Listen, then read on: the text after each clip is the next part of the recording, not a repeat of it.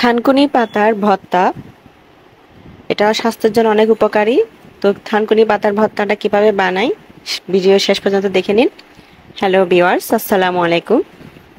আমি থানকুনি পাতা নেওয়ার জন্য ছাদে চলে গেলাম। আমার ছাদ বাগানে থানকুনি পাতা আছে। এই থানকুনি পাতাটা এখন বাজারেও বিক্রি হয়। এটা আগে বিক্রি হতো না, এখন মানুষের চাহিদা আছে দেখে এটা বাজারেও বিক্রি হয়। এটাকে অনেকে আদা গুনগুনি বলে। কোন কোন ডিস্ট্রিক্টে এটাকে কে কি বলেন পরিচয় করে দেন, কমেন্ট বক্সে লিখে দেন, সবাই জানতে পারবে। তা আমি প্রথমে কাঁচি দিয়ে নিয়েছিলাম, বাট কাঁচি দিয়ে নেওয়া যাচ্ছে না, আমি একেবারে মাটি থেকে তুলে নিয়েছি।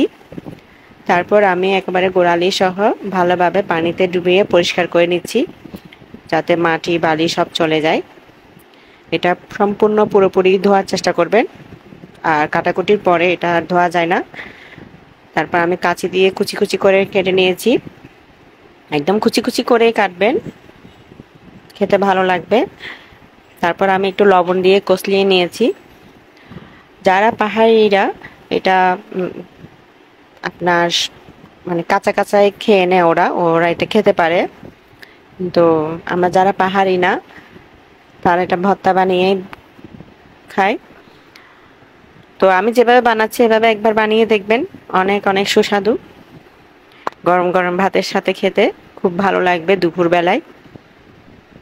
আমি কিছু শুকনো মরিচ তাওয়ায় তেলে নিলাম, তারপর হাত দিয়ে কষলিয়ে নিলাম। তারপর পেঁয়াজটাও একটু লবণ দিয়ে কষলিয়ে নিলাম, ধনেপাতা রাখলাম। এটা এমনি পেঁয়াজ মরিচ দিয়ে খুব বানাতে পারেন। তো আমি একটু টেস্টটা আরও বাড়ানোর জন্য আমি চিংড়ি শুটকির মাথা, এটা যেটা আমরা সরাসরি রান্নায় খেতে পাই না, ওই মাথাগুলো আমি ধুয়ে রোদে শুকিয়ে ব্লেন্ড করে নিলাম, পাউডার করে নিলাম। তো ওই পাউডারটা এখানে 1 চা চামচ বা 2 চা চামচ মিক্স করছি, অল্প একটু সর্ষের তেলও দিলাম। তো হাত দিয়ে কষলিয়ে নিলাম। ভিডিও যারা ভালো লাগলো লাইক কমেন্ট শেয়ার অবশ্যই করবেন। খেয়ে দেখতে পারেন, অনেক মজাদার।